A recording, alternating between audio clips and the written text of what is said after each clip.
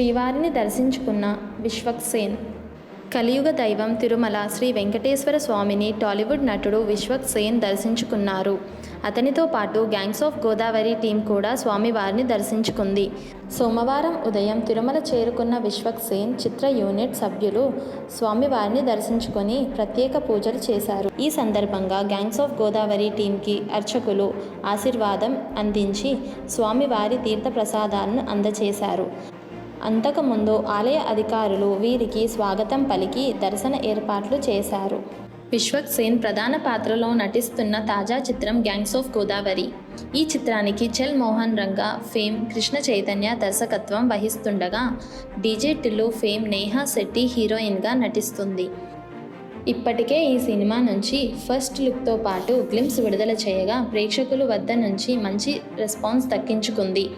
ఇక ఈ సినిమాను మే 31న విడుదల చేయనున్నట్లుగా మేకర్స్ ప్రకటించారు.